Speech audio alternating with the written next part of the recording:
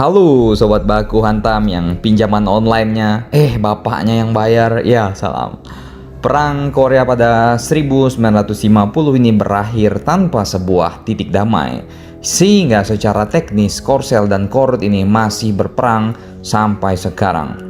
Sejauh ini ujung dari perang Korea adalah genjatan senjata dan upaya perundingan yang berlangsung hingga saat ini masih menemui jalan buntung. Mungkin jika perang ini dilanjutkan, tidak pernah akan ada BTS Army, ya kan? Yang ada hanya KJM Army alias Kim Jong-un Army. Maaf. Sejarah perang Korea berakar dari pendudukan Jepang di Korea selama 1910 hingga 1945. Namun ketika Nagasaki dan Hiroshima alias dilakukan pengecerotan oleh sekutu, dan berakhirlah masa penjajahan sang kaisar Hirohito. Waktu itu Korea mungkin masih dibilang lebih miskin dari negara kita dan perang saudara pun waktu itu di depan mata. Nasib semenanjung Korea menjadi tawar-menawar antara Amerika Serikat dan Soviet. Pada 1948, Korea Utara dan Korea Selatan ini bahkan harus dipisahkan oleh garis paralel ke-38, sebuah garis lintang yang mencoreng semenanjung Korea menjadi dua.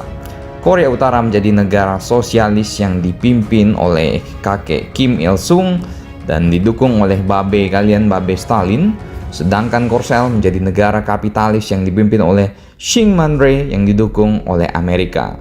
Alasan mengapa Korea terbagi menjadi dua karena ya diharapkan ini dapat menyeimbangkan kekuatan di Asia Timur. Tetapi baik itu Korea Utara dan Korea Selatan memang memandang satu sama lain sebagai musuh bebuyutan. Hingga eskalasi ini pun pecah pada tahun 1950.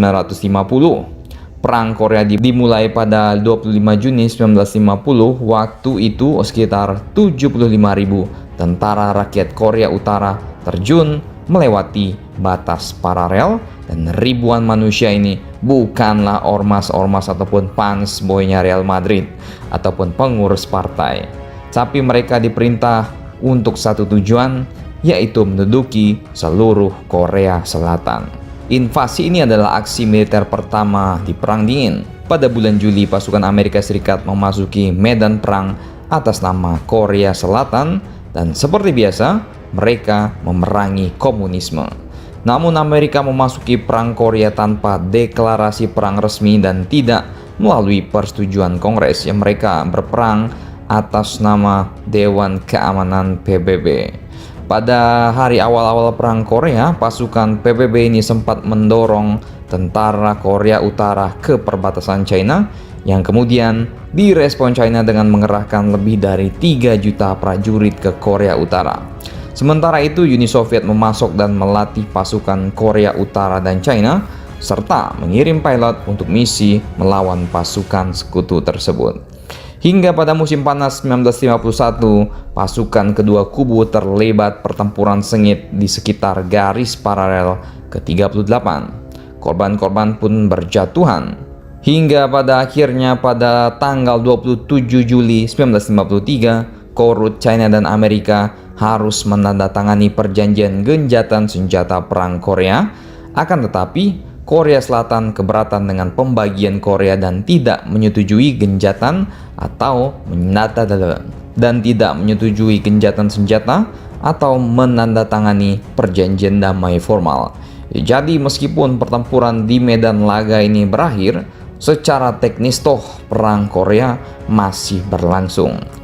Jumlah korban tewas dari perang Korea ini sangat mengerikan.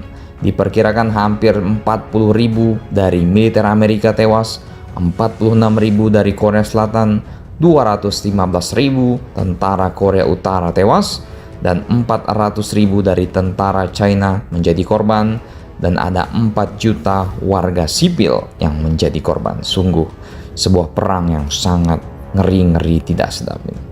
Bagaimana menurut kalian tentang perang saudara Korea ini? Silahkan baku hantam kalian di sekolah menengah kejuruan Suzuran di Tokyo.